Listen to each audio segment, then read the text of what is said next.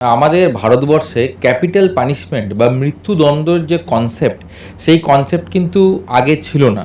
মানুষের রেপ করার পর মরার পরেও তার সঙ্গে ডেড বডির সঙ্গে রেপ করছে, এটা কল্পনা করা যাবে না, ভাবা যাবে না। এই সমস্ত যারা অপরাধ করে তাদের কি শাস্তি হতে পারে? গ্যাং রেপের আমাদের সেকশন 63 অফ বিএনএস আমরা ডিল করি গ্যাং রেপ নিয়ে, এবং সেকশন 64 অফ বিএনএস আমাদের বলে যে কোন কোন ক্ষেত্রে কোন কোন সাবসেকশনস গুলোর ওপরেতে অ্যাপ্লাই হলে সেইটা আমাদের লাইফ ইমপ্রিজনমেন্ট হবে, সেইটা আমাদের ডেথ সেন্টেন্স হবে। এই প্রত্যেকটা সেকশনের ওপরেতে হয়।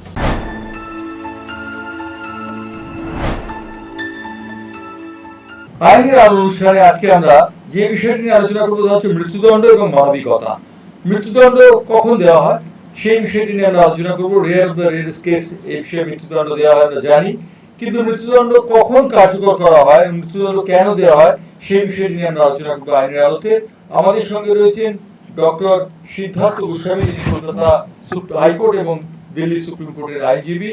আমাদের সঙ্গে রয়েছেন ভাগ্যশ্রী কাঞ্জিলাল, কলকাতা হাইকোর্টের আইনজীবী, এবং কলকাতা হাইকোর্টের কোর্ট অফিসার সুবল সর্দার আমাদের সঙ্গে রয়েছে। সিদ্ধার্থবাবু, প্রথম প্রশ্ন আমার আপনার কাছে, সেটা হচ্ছে যে মৃত্যুদণ্ড কখন হয়? দেখুন, আমাদের ভারতবর্ষে ক্যাপিটাল পানিশমেন্ট বা মৃত্যুদণ্ডের যে কনসেপ্ট সেই কনসেপ্ট কিন্তু আগে ছিল না। মানে একদম আগে তো ছিল অবশ্যই, যখন ইংরেজরা তো আমাদের দেশে এই আইন প্রণয়ন করেছে, এবং তখন আপনারা হয়তো জানেন যে প্রথম ফাঁসি এবং মারা গেল না, এবং তারপরেই সেটা সংশোধন করা হলো যে হ্যাংড টিল ডেথ। তো এই তারপরে একাধিক তার উপরে এর উপরে বিবেচনা হয়েছে, আলোচনা হয়েছে যে ক্যাপিটাল পানিশমেন্ট যেটা হবে, এই যে মৃত্যুদণ্ড, এই মৃত্যুদণ্ড তা যে মানুষটির মৃত্যুদণ্ড হচ্ছে তারও তো যে রাইট, তারও যে ফান্ডামেন্টাল রাইট, সেখানে তার ফান্ডামেন্টাল রাইট তারও ভায়োলেট হচ্ছে। তো একটা মানুষ মরবে, মরার কিন্তু যে ইচ্ছা প্রকাশ সেটাও কিন্তু একটা মানুষের থাকা উচিত। তো তাকে জোর করে যখন মেরে দেওয়া হচ্ছে, তো সেটাও কোথাও না কোথাও তার ফান্ডামেন্টাল রাইটটাকে কাটেল বা ক্ষুণ্ণ করছে।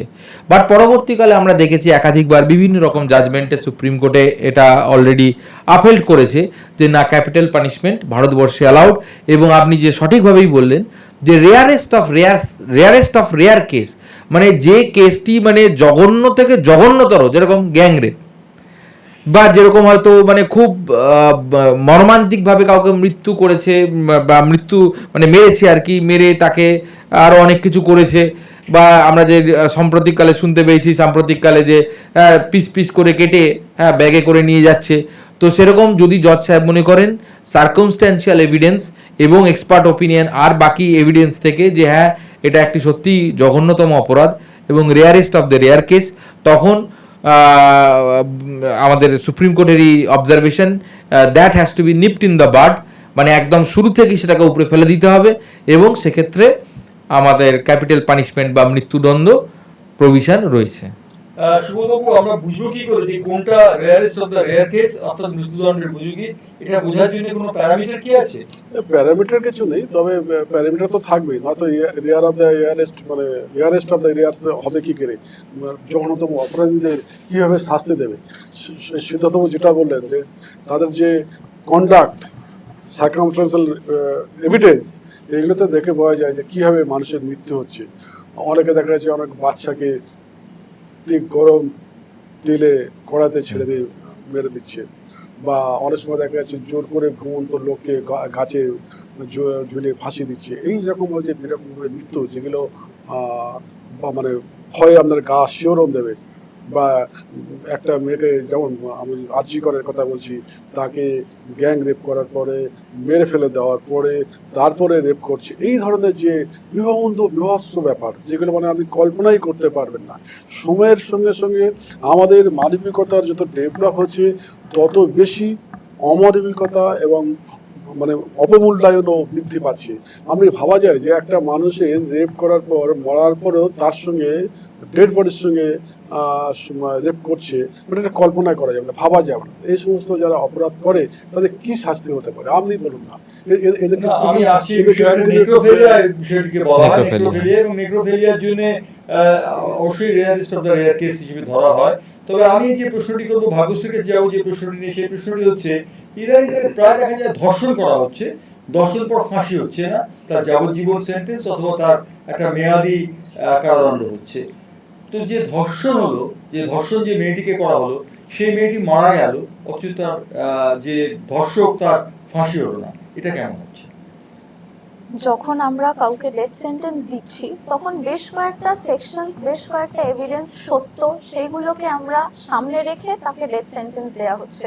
কারণ আমরা যদি এই জিনিসটাকে অলওয়েজ বিশ্বাস করি যে an eye for an eye makes an whole world blind, তাহলে সেই ক্ষেত্রে দেখা যাবে যে আমাদের কোন সেকশন বা কোন সত্যর পেছনেতে লুকিয়ে রয়েছে। যেরকম গ্যাং রেপ হলো, মার্ডার হলো, রেপ হলো, অ্যাবেটিং হলো, অ্যাবেটিং অফ মিউটিনি হলো, কোনো সোলজারকে আমরা মানে বাজেভাবে মারছি বা তার হাত কেটে দিচ্ছি, কোনোদিন তার চোখ খুবলে নিচ্ছি, মানে তাকে নৃশংসভাবে মারা হচ্ছে, কিংবা ধরুন সিরিয়াল কিলার হচ্ছে। আমাদেরকে আগে এইটা দেখতে হবে যখনই আমরা ডেথ সেন্টেন্স দেবো যে সেটার পারপাসটা কি ছিল। প্রথমত কোনো কিছুরই পারপাস আমরা যদি সেটাকে ন্যায়ভাবে বিচার করি তাহলে সেটা আমাদের পক্ষে সম্ভব না যে পারপাসটা দেখা, কিন্তু তার মধ্যে থেকেও আমাদের বিচারপতিরা পারপাসটাকে দেখে। কারণ কি, সেখানে একটা মানুষের জীবন রয়েছে, সেখানে আরো অনেক মানুষের জীবন রয়েছে। সুতরাং আমরা প্রত্যেকটা জিনিসেতে একটা সত্যটা দেখি, তার সাথে আমরা সেই এভিডেন্সেস গুলো দেখি আর তার সেকশন গুলো দেখি।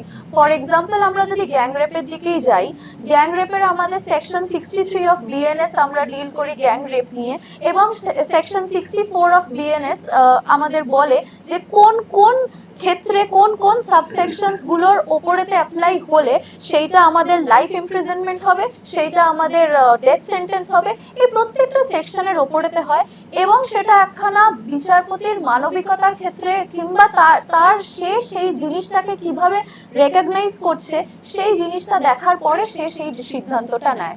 তার মানে সিদ্ধান্ত আমরা কি ধরে নেবো যে অপরাধের ডিগ্রি রয়েছে, যে 50 ডিগ্রি হলে অপরাধীকে ডেথ সেন্টেন্স দেওয়া হবে, 50 ডিগ্রি না হলে ডেথ সেন্টেন্স দেওয়া হবে না?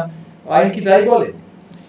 দেখুন, আমাদের ভারতবর্ষে, ইনফ্যাক্ট আমাদের ভারতবর্ষ বলে বলবো না, গোটা পৃথিবীতেই একটা খুব সুন্দর একটা সিস্টেম হচ্ছে জুডিশিয়ারি, যার জন্য এই জুডিশিয়ারি ডেভেলপ হওয়ার পেছনে এর একটা বিশাল ইতিহাস আছে, লম্বা ইতিহাস, যেটাকে বলা হয় জুরিসপ্রুডেন্স। তো আমাদের দেশেও এই যে জুরিসপ্রুডেন্স বলুন বা জুডিশিয়ারি বলুন, যার মানে ডেভেলপমেন্ট যেভাবে হচ্ছে, সেখানে একটা সুন্দর সিস্টেম হচ্ছে অ্যাপিল সিস্টেম, বা আমাদের এই ডেথের মানে ক্ষেত্রে আমি বলবো যেটা হয় সেটা হচ্ছে ডেথ রেফারেন্স। মানে ডেথ কিন্তু যখন সেন্টেন্স হয়, ধরুন একটা রেয়ারেস্ট অফ রেয়ার, আপনার একজন জজ সাহেবের মনে হলো সমস্ত সার্কামস্ট্যান্সিয়াল এভিডেন্স দেখে যে হ্যাঁ এই কেসটা একটা রেয়ারেস্ট অফ রেয়ার কেস, এখানে মৃত্যুদণ্ডই একমাত্র দণ্ড যেটা দিলে সমাজের প্রতি ন্যায় বিচার হবে। কিন্তু মৃত্যুদণ্ড ঘোষণা মানেই কিন্তু তার মৃত্যু হয় না, তার কিছু মানে প্রসেস থাকে, মানে স্টেপস থাকে। তখন সেটা রেফারেন্সে পাঠানো হয় যে হায়ার কোর্ট আছে, হাইকোর্টে। হাইকোর্টে তখন কি হয়, এই যে সেন্টেন্সটা দেওয়া হলো এটাই কিন্তু পুনর্বিবেচনা করা হয়, দেখা হয় যে সমস্ত পয়েন্টসগুলোকে টাচ করেছে কিনা এবং সত্যিই কি এটা রেয়ারেস্ট অফ রেয়ার কেস কিনা, এবং তার কারণ কেন, তার কারণ হচ্ছে একটাও নিরপরাধ যেন আমাদের এই আইনি ব্যবস্থায় শাস্তি না পায়। তার জন্য একদম এক্সটেন্সিভ একটা প্রসিডিওর হয় ডেথ রেফারেন্স, এবং সেই প্রসিডিওরের পরে তারপরে হাইকোর্ট শোনাবে এবং তারপরে কিন্তু ফাঁসি হয়। সুবলবাবু যে কথা সিদ্ধান্ত বলেছেন, আমাদের আইনের প্রিঅ্যাম্বল হচ্ছে যে একজন নিরপরাধী যেন ফাঁসি না হয় এবং হাজার অপরাধী যেন পার পেয়ে যায়। এরকম একটা কথা আছে, হাজার অপরাধী পার পেয়ে যেতে পারে কিন্তু একজন নিরপরাধী যেন ফাঁসি না হয়, এটাই আমাদের প্রিঅ্যাম্বল। তো আমার প্রশ্ন হচ্ছে যে যিনি ধর্ষণ হচ্ছেন, আমরা ইদানিংকালে কলকাতা হাইকোর্ট এবং ভারতীয় হাইকোর্টগুলোতে এই বিষয়টি দেখি, ধর্ষণের বিষয়টিকে দেখেছি মৃত্যুদণ্ডের ক্ষেত্রে সেটা শেষ হচ্ছে গিয়ে। সেক্ষেত্রে একজন যিনি ধর্ষিত হচ্ছেন, সেই ধর্ষক যিনি ধর্ষিত হচ্ছেন তার বাঁচার অধিকার আছে না নেই? দেখুন, একজন মানুষ যখন ধর্ষক হচ্ছে, সে যখন অন্যের জীবনটাকে যখন ধ্বংস করছে, তার তো অন্যের জীবন ধ্বংস করা, নষ্ট করার অধিকার নেই। তার যখন ফান্ডামেন্টাল রাইট ব্রেক করছে, তার জীবন যখন নষ্ট করছে, তা নর্মালি তার বাঁচার অধিকার থাকবে কী করে? তুমি অন্যের জীবন নষ্ট করলে তা বিচার কি হবে? বিচার তো এইটাই বিচার। তুমি যখন অন্যের জীবন, মূল্যবান জীবন, মহামূল্যবান জীবন নষ্ট করছো, প্রতিহিংসা পরায়ণ হয়ে, হিংসুট হয়ে, ভায়োলেন্স হয়ে রেপ করছো, মার্ডার করছো, খুন করছো, আর তোমার বাঁচার অধিকার কে দেবে তোমাকে? সমাজ থেকে এগুলো যত নির্মূল হয় তত ভালো। আর একটা কথা বলি আমাদের, বলছে একজন 10জন নিরাপরাধীদেরকে বাঁচাতে একজন অপরাধীকে ছাড় দেওয়া, এগুলো হচ্ছে ইমোশনাল কথাবার্তা। নিরাপদেরই সবসময় নিরাপরাধ, অপরাধীকে সবসময় তোমাকে পানিশমেন্ট দিতে হবে। আমাদের দেশে সেই সিস্টেম কেন থাকবে না যে অপরাধী তাকে ডিটেক্ট করা? আমি কামদিনের কথা বলুন না, ধর্ষণ হয়েছে প্রমাণ হল, মেয়েটা মরেছে প্রমাণ হল, তার মৃত্যুদণ্ড হয়েছে। তার মানে আমাদের দেশের বিচার ব্যবস্থার উপরে একটা বিরাট প্রভাব থাকে, সে রাজনৈতিক প্রভাব হতে পারে বা অন্য কোনো প্রভাব হতে পারে। আর আমাদের দেশে এই তারিখের পর তারিখ বলে গেল, ইংল্যান্ড আমেরিকা কোনো বিচারে এখন হয় না, 3 মাসের মধ্যে নিষ্পত্তি হয়। আমি যেমন একটা উদাহরণ দিয়ে বলছি, জর্জ ফ্লয়েডের যখন একটা এগুলোকে আমেরিকায় একটা পুলিশ যখন গলায় পা তুলে টুটি টিপে মেরে ফেলে দিয়েছিল, জর্জ ফ্লয়েডের মৃত্যু, তা সেই যখন বিচার হয়েছিল 3 মাসের মধ্যে নিষ্পত্তি হয়েছিল। বা যখন মাইকেল জ্যাকসনের যে মেডিকেল নেগলিজেন্সের জন্য যে মরেছিলেন, যে ঠিকমতো চিকিৎসা হয়নি, সেই বিচার করতেও 3 মাসের জন্য হয়েছিল। তারকে পেয়ে তারকে দরকার নেই, অপরাধীকে ডিটেক্ট করতে খুব সহজেই করা যায়। এটা আমাদের অ্যাটিটিউড, মেন্টালিটির অভাব এবং পলিটিক্যাল বায়াসনেস এবং বিভিন্ন রকমভাবে কী বলবো পরিস্থিতির জন্য এটা হয়। মানুষ যদি ঠিক আপডেট হতো, আইন ঠিক আছে, তার জন্য কি আমাদের যে দৃঢ়তা, যে বলিষ্ঠতা, যে মানসিকতা, সেটার একান্ত অভাব দেখা যায়। সেটা হচ্ছে আমাদের আইনের ব্যবস্থার মধ্যেই রয়ে গেছে। না তো আপনি দেখুন না, আমার সবচেয়ে ভীষণ দুঃখ লাগলো, সারা পৃথিবী জুড়ে আন্দোলন হলো, সারা পৃথিবী জুড়ে আন্দোলন হলো আরজি করে যে মেয়েটাকে নিয়ে, সে তার কর্মস্থলে সেফ প্লেসে সে আনসেফ হয়ে গেল, তার মৃত্যু হয়ে যাচ্ছে। যখন দেখবেন সিসিটিভি নেই, কেন সিসিটিভি নেই? এত লক্ষ লক্ষ টাকা, কোটি কোটি টাকা ব্যয় করে তুমি হাসপাতালে থানাতে সিসিটিভি রেখে দিয়েছো, আর ঠিক সময় হবে সিসিটিভি নেই। এখন ব্যাপারটা হচ্ছে একটা ইম্পর্টেন্ট কথা মনে পড়ে গেল ভাগ্যশ্রী, সেটা হচ্ছে যে অডিও এবং ভিডিও এটা কি কোর্টে অ্যাডমিসেবল? Definitely admissible. সব রকম ভাবে অডিও, ভিডিও, হোয়াটসঅ্যাপ চ্যাট সব কিছু কোর্টে অ্যাডমিসেবল। এখন আমাদের সুপ্রিম কোর্ট এই নিয়ে একখানা জাজমেন্টও দিয়েছে, যেই জাজমেন্টের দ্বারা আমরা সেটা দেখাতে পারি যে কোনো অডিও, যে কোনো ভিডিও, যে কোনো WhatsApp message, WhatsApp image, WhatsApp picture বা যেরকম যে কোনো সোশ্যাল এভিডেন্সেস যদি আমাদের কাছে থাকে, আমরা যদি সেটা কোর্টে প্রোভাইড করতে পারি, সেটা যদি নেসেসারি চেঞ্জেস আনতে পারে আর ইমপ্লিমেন্টেশন আনতে পারে, সেটা একদম অ্যাপ্লিকেবল। একটা জিনিস, এটার একটা সার্টিফিকেট লাগে, হ্যাঁ ব্যাস ওইটাই, শুধু একটা সার্টিফিকেট লাগে, যে সার্টিফিকেট করে নিতে হয় একটা, মানে এভিডেন্স একটা। আচ্ছা, ইন ক্যামেরা ট্রায়াল যেটা বলা হয়, যেটা ফাঁসির আসামির ক্ষেত্রে সচরাচর হয় এবং দেখা যায় যে ফাঁসির যখন শুনানি হচ্ছে তখন ইন ক্যামেরা হয়। ইন ক্যামেরা কথাটার অর্থ কি? অনেক সময় কি হয় যে মানে আজকের দিনে যেহেতু আমরা সাধারণ মানুষ বলছে যে বায়াসনেস, যে কোথাও প্রভাবিত হয়ে যাচ্ছে, কোনো আপনার উইটনেস প্রভাবিত হচ্ছে বা বিচার ব্যবস্থা আপনার যদি মনে হচ্ছে কোথাও প্রভাবিত হচ্ছে, তো সে জায়গায় ইন ক্যামেরা হয়। বাট ইন ক্যামেরা মেনলি শুধুমাত্র ফাঁসির ক্ষেত্রে হয় তা নয়। ধরুন এই যে নার্কোটিক্স, আগে কি হতো, আগে হয়তো একটা ছেলে যাচ্ছে পার্কে বা একটা ছেলে মেয়ে হাত ধরে যাচ্ছে পার্কে, হঠাৎ একজন মানে অসাধু পুলিশ বা যেই হোক গিয়ে হয়তো বললো ভাই আমায় কিছু টাকা দাও, টাকা দিল না, তাকে তুলে নিল, পকেটে একটা হয়তো কোকেন বা কোনো একটা নার্কোটিক্স রেখে দিয়ে বললো যে হ্যাঁ আমি এর থেকে সিজ করেছি বা অমুক গাড়ি থেকে সিজ করেছি, বলে তাকে একটা এনসিবির কেস দিয়ে দিল। বাট এখন মানে সুপ্রিম কোর্টের স্পেসিফিক গাইডলাইন আছে এবং আমাদের স্ট্যাটুটারি গাইডলাইনও আছে স্পেসিফিক, যে আপনাকে যখন এগুলো সিজ করছেন, যে কোনো আপনি কোনো মানুষের বাড়ি থেকে হয়তো সিজ করছেন বা রেড করছেন, পুলিশ অনেক সময় যায় সিজ করতে। আগেকার দিনে কী হতো, পুলিশ বাড়িতে ঢুকলো, একটা মানে সার্চ ওয়ারেন্ট নিয়ে গেল বা একটা সিজার লিস্ট যে তৈরি করবে ওয়ারেন্ট নিয়ে গেল, ভেতরে ঢুকে দেখা গেল 4টে জিনিস নিজেই লিখে দিল, যেটা এখন অনেকেই অ্যালেজ করেন যে হ্যাঁ উনি এসেছিলেন, নিয়ে বাড়িতে নিজে ঢুকেই সব কিছু রেখে দিয়েছেন।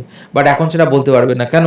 কারণ এখন টোটাল এই জিনিসটা সিজার, প্রসিডিওর, ট্রায়াল অনেক কিছুই কিন্তু অন ক্যামেরা হওয়ার একদম স্পেসিফিক মানে সংবিধানে লেখা আছে, মানে সেটা করতেই হবে। অর্থাৎ আমরা বুঝতে পারছি যে আইন অনেকটা সুগম হয়েছে, কিন্তু আইন যেমন বলা হয় তখন আইনের একটা ফাঁকও আছে। সেই ফাঁক বলে কি অপরাধীরা অনেক সময় পার পেয়ে যাচ্ছেন? ভাগ্যশ্রী কি বলেন? ডেফিনেটলি পার পেয়ে যাচ্ছে, আর এরকম হয়, আমরা এটাকে বলি reading in between the lines, যখনই আমরা আইন যেরকম আছে, সাদার একটা দিক সাদা হলে একটা দিক কালো হবেই, সুতরাং আইন যেরকম আছে আইনের ফাঁকও আছে। কেউ যদি প্লেন্টিফ হয় তাহলে আরেকজন ডিফেন্ডেন্ট, তো ডিফেন্ডেন্ট কি নিয়ে বক্তব্য রাখবে? প্রত্যেকটা জিনিসেরই একটা ফর থাকলে একটা আর্গুমেন্ট থাকে। ছোটবেলা থেকেই আমরা শিখে থাকি ডিবেটেতে, যখনই একটা জিনিসের ফর থাকে তখনই সেটার এগেনস্টও থাকে, সুতরাং আইনের ফাঁক তো অ্যাবসলিউটলি আছেই। এই যে যখন ফাঁসি হচ্ছে কারোর, ফাঁসি দেওয়ার আগে একটা তো ডিপোজিশন নেওয়া হয়, এবং ডিপোজিশনের সময় কি যিনি ফাঁসি যার হয় তিনি কি স্বীকারোক্তি দেন শেষ পর্যন্ত? নর্মালি সে স্বীকৃতি দেবে কেন? সে তো চাইবে তার নিজের প্রাণ বাঁচাতে। সেই ডিপোজিশন সবচেয়ে সত্যি হবে এমন কিছু নয়। সে তার সেভ করতে গিয়ে সে তো তার মতোই বলবে। যেমন ক্ষুদিরামের ফাঁসির কথা বলি, ক্ষুদিরাম যখন এত বাচ্চাও ছিলেন, উনি যদি বলতেন যে আমি এসব করে দিই, সঙ্গে সঙ্গে কিন্তু ক্ষুদিরামের ফাঁসিটা হতো না। ক্ষুদিরাম কিন্তু যা করেছে অ্যাডমিশন করে নিয়েছে যে আমি মেরেছি, বোম মেরেছি ইংরেজ মহিলার প্রতি, লাট সাহেবকে মারতে গিয়ে উনি যে অ্যাডমিশন করে নিলেন। তো নর্মালি ক্ষুদিরামের ফাঁসিটা একটা মর্মান্তিক ছিলেন, আমাদের ভারতবর্ষের প্রথম স্বাধীনতা সংগ্রামী শহীদ। উনি যদি অ্যাডমিশনটা না করতেন, ডিপোজিশনটা যদি মিথ্যা বলতেন, নর্মালি বেঁচে যেতেন। আমি একটা কথা বলি, যে প্রশ্নটা অনেকেই করে না বা বেরিয়ে যায়, আমরা আইনের কথা বলি। একটা লোক যখন মার্ডার হয়, একটা লোক যখন মার্ডার করে, যে মার্ডার করে সে আইনের ফাঁক দিয়ে বেরিয়ে যায়, পুলিশ তাকে আইন ব্যবস্থা তাকে সে নির্দোষ বলে খালাস হয়। কিন্তু অ্যাট দ্য সেম টাইম যে মার্ডার হলো, আইন কিন্তু তাকে বললো না যে কিভাবে মার্ডার হলো তার আইনটা কে দেবে। It is not the act of the god, এটা ভগবানের কাজ নয়। তাহলে ব্যাখ্যা করতে হবে। তুমি যখন একজনকে বেকসুর খালাস বলবে, তাহলে অ্যাট দ্য সেম টাইম জুডিশিয়ালের উপর ইম্পোজ থাকবে যে লোকটা মার্ডার হলো তার কারণটা নির্ধারণ করা। তুমি বেকসুর খালাস বললে ঠিক আছে, সে বেকসুর খালাস, কিন্তু যে মরলে এর কারণটাকে বলতে হবে। এর কারণটা অবশ্যই দরকার, কিন্তু সেই কারণটা আমাদের কাছে আজও পর্যন্ত জুডিশিয়ালি আমাদের সেই সিস্টেমটা নেই। আমি একটা উদাহরণ দিয়ে বলছি। সলমান খান রাত্রিবেলা 10টা লোকের উপরে গাড়ি চালিয়ে দিয়ে চলে গেলেন। সুপ্রিম কোর্টের কি আছে যে মৃত্যুকালীন যে জবানবন্দি, ওইটা হচ্ছে লাস্ট স্টেটমেন্ট এবং কারেক্ট স্টেটমেন্ট। যে পুলিশটা স্টেটমেন্ট দিয়েছিলেন মরার আগে, তাকে তো মারা হয়ে গেছিল, যে বলেছিলেন সলমান খান নিজেই গাড়ি চালালেন, কিন্তু প্রমাণ করা গেল সুপ্রিম কোর্ট ওই পুলিশের কথাই শুনলো না, যে গাড়ি চালানোর সময় সলমান খান পাশে বসেছিল, সলমান গাড়ি চালান। এখন ব্যাপারটা হচ্ছে বিচার ব্যবস্থা প্রচুর ইনফ্লুয়েন্স থাকে, আর যেগুলো খুব দৃষ্টিকটু হয়, যেগুলো বিচারের নামে একটা প্রহসন বলা যায়, এটা কখনো মেনে নেওয়া যায় না। আর জি করের কথা বলুন, আমাদের হাইকোর্টে যখন মামলা হচ্ছিল, ডিভিশন বেঞ্চের সঙ্গে সঙ্গে সুমোটো আইনের দোহাই দিয়ে চন্দ্রচূড় প্রধান বিচারপতি তুলে দিলেন, কারণ এখানে তো ভালো অর্ডার দিচ্ছিলেন সিবিআই। এখন ব্যাপার এই যে বিচারের নামে অবিচার দেয়া হচ্ছে, এটা আমাদের দেশে বলে হয়। একটা লোক যখন অপরাধ করলো, সে তখন আইনের কাছে যখন প্রমাণ করলো সে অপরাধী নয়, কিন্তু সে যখন যে মার্ডার হলো তার বিচারটা করবে, তাহলে তাকে কে মারলো, তার দায়িত্বটা কে নেবে? তার দায়িত্ব নিতে হবে। আমি সিদ্ধার্থর কাছে একটা শেষ প্রশ্ন করবো, সেটা হচ্ছে যে হিনিয়াস ক্রাইম একটা কথা প্রচলিত আছে, এই হিনিয়াস ক্রাইমের মধ্যে ডেথ সেন্টেন্সও হয়। এই ডেথ সেন্টেন্স আমরা সচরাচর দেখি, সচরাচর রেপ এবং গ্যাং রেপের ক্ষেত্রে ডেথ সেন্টেন্স দেওয়া হয়, কিন্তু ডেথ সেন্টেন্স আর কোন ক্ষেত্রে দেওয়া যেতে পারে? একাধিক ক্ষেত্রেই দেওয়া যেতে পারে। যেরকম ভাগ্যশ্রী ম্যাডাম বললেন যে যদি সিরিয়াল কিলার হয়, যদি সেরকম সেই লেভেলের কোনো ক্রিমিনাল অ্যাক্টিভিটি হয় যেটা খুব কমন নয়, ইউজ টু নয়, বা হ্যাঁ সিরিয়াল কিলার, বা ধরুন দেখা গেল তার মানে বাবা মাকে বের করে দিয়ে বা মার্ডার করে দিয়েছে সম্পত্তির জন্য, বা হয়তো কোনো হসপিটালে হ্যাঁ প্যাসিভ ইউথেনেসিয়ার নাম করে কাউকে মেরে দিয়েছে সম্পত্তির কারণে। সো হিনিয়াস ক্রাইমের কোনো ডেফিনেশনের শেষ নেই, ঠিক আছে। এবার ব্যাপারটা হচ্ছে যে দেখুন, যেটা অপরাধ সেটা কোনোদিনই লুকিয়ে থাকতে পারে না। অপরাধ যে করেছে তে শাস্তি পাবেই।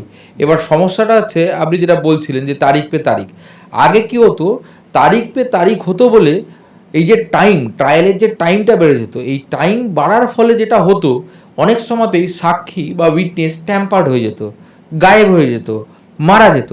আজকের দিনে কিন্তু আমাদের যে সংশোধিত আইন তাতে কিন্তু এই টাইম লিমিটগুলো ফলে এই টাইম ফ্রেম করে দেওয়া হচ্ছে, সুতরাং একটা টাইমের ভেতরেই কিন্তু সব বিচার হবে। এবার যদি আপনি ডিপোজিশনের কথা বলছিলেন, যদি ধরুন ফার্স্টে যদি একটা লোককে আপনি ফার্স্টে অ্যাকিউজ করছেন যে ভাই তুমি চুরি করেছো বা তুমি রেপ করেছো, সে যদি এসে প্রথম দিনেই বলে দিল যে হ্যাঁ আমিই চুরি করেছি বা হ্যাঁ আমিই রেপ করেছি, তার মানে কি সে স্বীকার করছে।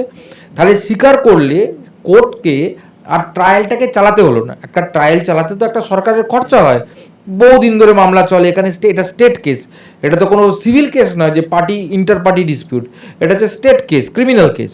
ফলে যদি ফার্স্টেই যদি সে স্বীকার করে নেয় যে হ্যাঁ আমি অপরাধ করেছি, এই আমার এই আমি গিলটি প্লিড করছি, তো সেক্ষেত্রে কি হলো, তখন কোর্ট যেটা দেখে যে কতটা মিনিমাম পানিশমেন্ট তাকে দেয়া যাবে, কারণ সে কোর্টের সময় বাঁচিয়েছে। তো এইগুলো ডিপেন্ড করে। আর লাস্ট যেটা আপনি বলছিলেন, জিজ্ঞেস করছিলেন যে ফাঁসির আগে ডিপোজিশন, হ্যাঁ ফাঁসির আগে সে তো ডিপোজিশন তার মতো করে দেবেই।